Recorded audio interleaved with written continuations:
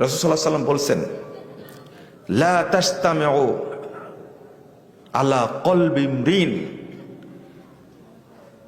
আস-সিদকু ওয়াল কিযব। কোন মানুষের অন্তরে সত্য আর মিথ্যা একত্রিত হবে, এক জায়গায় হবে না। আল আমানা ওয়াল খিয়ানা, আমানত এবং খিয়ানত দুইটা এক জায়গায় হবে না। ওয়ান নিফাক ওয়াল ঈমান ওয়ান নিফাক, ঈমান আর নিফাক এক জায়গায় হবে না। এবার বাঁচার বুদ্ধি কি তাহলে? যার অন্তরে নিফাক আছে তার অন্তরে ঈমান নাই, যার অন্তরে মিথ্যা আছে তার অন্তরে সত্য নাই, যার অন্তরে খিয়ানত আছে তার ভিতরে আমানত নাই। রাসূল সাল্লাল্লাহু আলাইহি ওয়াসাল্লাম বলছেন, আল ঈমানু আল মুমিনু আলা ঈমানিহি ওয়াল কাফিরু আলা কুফরিহি ওয়াল মুনাফিকু আলা নিফাকিহি। কিয়ামতের দিন তাকে উঠানো হবে, মুমিনকে উঠানো হবে ঈমানের উপরে, মুনাফিককে উঠানো হবে নিফাকের উপরে, আর একটা কি বললাম, আর কাফেরকে উঠানো হবে কুফরের উপরে। মুস্তাদ আহমদের হাদিস। তা আমি বলতে চাচ্ছি এখানে, অন্তরে তাওহীদ বিরোধী কোনো কিছু লুকানো যাবে না, যাবে না। আজকে অবস্থা, তাওহীদকে জায়গা দেওয়ার কোনো লোকই নাই মনে হচ্ছে, সবই যেন তাগুতকে জায়গা দিচ্ছি। কাকে? তাগুতকে। কেউ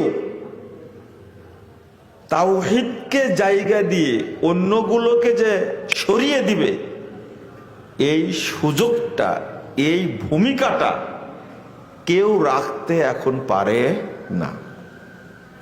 আপনারা তো মনে করছেন যে আওয়ামী লীগ চলে গেছে, কিন্তু আপনার ভিতরে যেটা আছে ওইটা বুঝেন না মনে হয়, তাই না? ওইটা কি গেছে?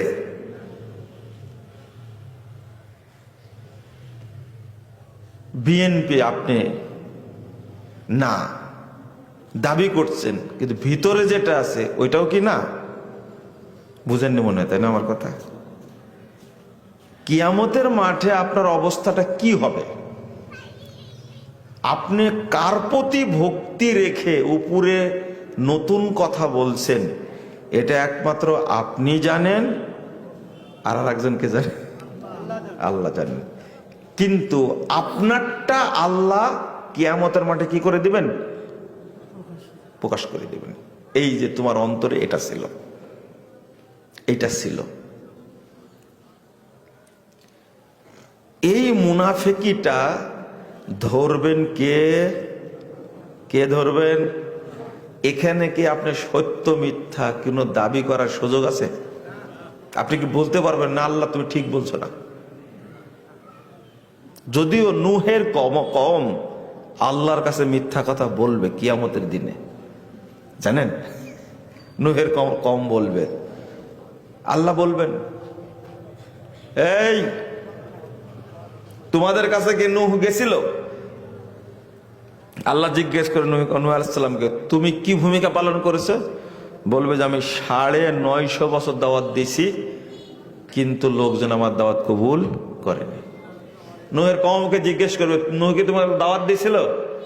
নূহের কওম ডাইরেক্ট বলবে, 4478 নম্বর হাদিস সহিহ বুখারীর মধ্যে এসেছে যে নূহ তো দূরের কথা, মা জানা নাজির, আমাদের কাছে কেউ আসেনি। কত বড় মিথ্যুক চিন্তা করেন। অথচ সবচেয়ে বেশি সময় দাওয়াত দিয়েছেন কে? নূহ আলাইহিস সালাম। তার কওম বলছে নূহকে তো চিনি না, আমাদের কাছে কেউ আসেনি। আল্লাহর সামনে মিথ্যা কথা বলবেন। তখন আল্লাহ নূহ আলাইহিস সালামকে বললেন, কি ব্যাপার নূহ, কি কয়? তখন নূহ আলাইহিস সালাম নিরুপায় হয়ে বলবেন, ইয়াশহাদু আন্নী মুহাম্মাদুন ওয়া উম্মাতু। আমি কিছু বলবো না, আমি দাওয়াতি কাজ করেছি কিনা এর সাক্ষী দেবেন আমার পক্ষে মুহাম্মদ সাল্লাল্লাহু আলাইহি সাল্লাম এবং তার উম্মত সাক্ষী দিবে। কারণ কোরআন আল্লাহর কালাম, আর এই কোরআনের মধ্যে আল্লাহ বলে দিয়েছেন নূহ কয় বছর কাজ করেছে। তার সবচেয়ে বড় সাক্ষী মুহাম্মদ সাল্লাল্লাহু আলাইহি সাল্লাম এবং তার কে উম্মত। এমন একটা কথা বলুন, কত যোগ্য নবী দেখছেন। আচ্ছা, আমি আর তাহলে কিছু বলবো না, আমি গেছিলাম কিনা, দাওয়াত দিছি কিনা, এই সাক্ষী দিবেন মুহাম্মদ সাল্লাল্লাহু আলাইহি সাল্লাম এবং তার উম্মত। আপনি কি বুঝছেন? তা আল্লাহর সামনেও কেউ কেউ মিথ্যা কথা বলবে, পার পাবে কি? ধরা খেয়ে যাবে না? ধরা খেয়ে যাবে। তো আমাদের অবস্থানটা, মানে তাওহীদ বুঝাতে গিয়ে যেটা আমি বলতে চাচ্ছি, বুঝাতে চাচ্ছি, ইবাদত করলে এক আল্লাহরই করা লাগবে, সাহায্য চাইলে এক আল্লাহরই সাহায্য চাইতে হবে, জবে করলে একজনের নামেই করতে হবে। এখানে অন্য কাউকে মিশ্রিত করা যাবে না, কাউকেই না।